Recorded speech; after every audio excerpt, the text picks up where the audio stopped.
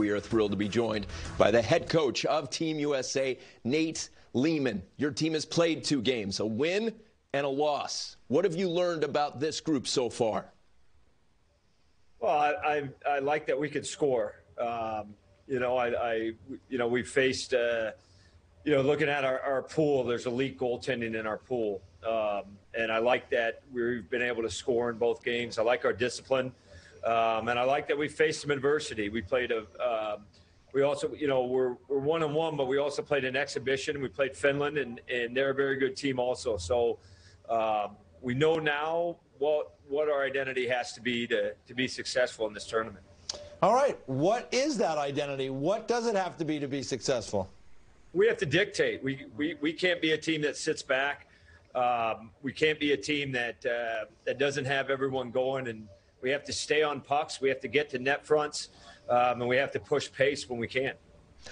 I didn't coach Providence to a national championship in 2015, but I can look at Wolf's numbers and say he hasn't given up a goal. Dave Starman said when people ask why is Leaman such a great coach, it's his sincerity, it's his ability to communicate and connect with players. You've got 2 very good goalies. How do you handle that with what you have in front of you? I mean, we're blessed for our country to have 2 elite goalies in this age group. Spence maybe didn't get off to the start he wanted to, but I know firsthand how good he is. We expect him to bounce back. Wolfie is there. Also, he's playing great hockey. If we call his number, we know he's going to be ready. We're blessed to have that opportunity to have these 2 great goalies, and we're going to ride them. I think it's Czech looks very good. Sweden's very good. We're going to need both of the guys. Have you made a decision yet about the starter for Tuesday? And even whether you admit to that or not now, what goes into that decision for you? Well, we need to win. That's what goes into the decision. I'll tell you that. I mean, we're 1-1. We want to try to win our pool. So, putting the team ahead of anything is what's most important so we can win. But I haven't made the decision. We have a practice tomorrow. I'll probably make the call right after practice tomorrow. But either way, again, I think we're in a great position. It's intriguing. When we first started talking to you, before the interview started, you said your team had a chip on its shoulder after that Russia game. Why? Well, I mean, we left one on the table. We played very well against Finland. We didn't manage the puck well against Russia at all. We gave them 3 breakaways in the game, and we felt like we just made it too easy for them to score. I love the way we battled back in the game. I loved our chances in the game. But we have to be harder to play against, and that was the lesson we took away. And I think the guys were very upset. I mean, they wanted to win that game. They're upset with the way their performance was. So they had a little chip on their shoulder going into Austria, and it showed. Coach, you've been around this game a long time. Tony and I have watched a lot of games over the years. I've seen those games like we saw against Austria where one team just completely dominates in a period, and yet the score is only 1-0. What was the thinking? What was being said in that room between the first and second period? Because, again, having been around it a long time, a hot goaltender can sometimes change things quickly. What was the thinking? Because obviously you guys came out and really took it to them in the second.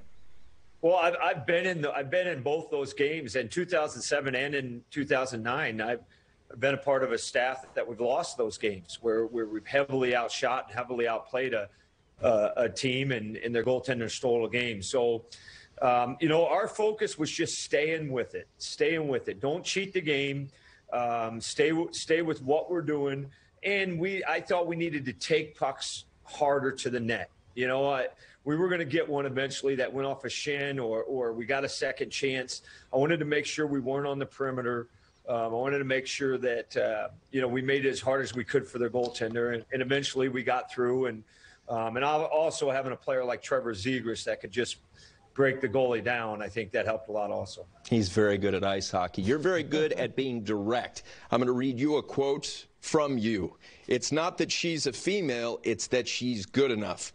You were talking about your video coach, who happens to be the daughter of a Stanley Cup champion with a famous last name, Feaster. That's a real statement, and the best video coach in the world. Your decision to bring her and have her be a part of this staff 10 years together, that's a real statement. Please share with those that aren't as familiar with her story.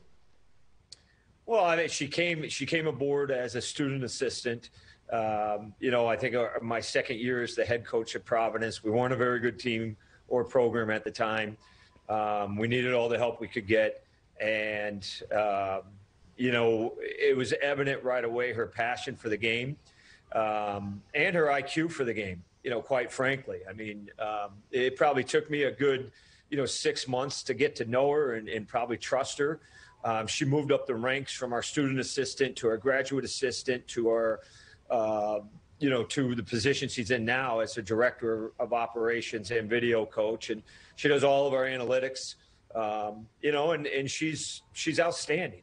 She was one of the top graduates in her class at Providence College. So she has a high IQ, not only for the game, but overall.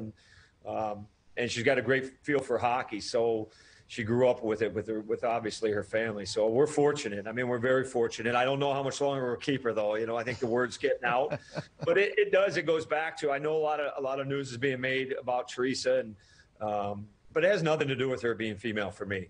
It has everything, for me to be how qualified she is and how good she is at what she does. And, I've said this a couple of times, like we don't want her here to make a story. We need her here to win. I've got goosebumps. EJ, please speak. Let me ask you about another fellow that you're familiar with from Providence, Patrick Moynihan. He took a nasty hit in the third period, late in that game against Austria. Give us an update on his condition. Is he ready to go? How did you feel about the play, and how is he? Well, I didn't love the play. It happens sometimes in games like that. We kind of talked to the guys between the second and third to make sure none of that stuff was going on. But it happens. It's hockey. Moyni, he's fine.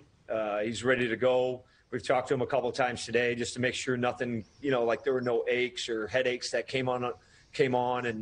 And so he's in a good place. He feels good. Just unfortunate. And, Moyni's probably one of the most like guys in our locker room. So the hardest part was trying to calm the bench down because it really rattled the guys. Understandably so. That was a rattling hit. Our pleasure to visit with you. We know it's precious minutes for you during this entire run. Thanks so much for the time and the interview. Thanks for having me, guys.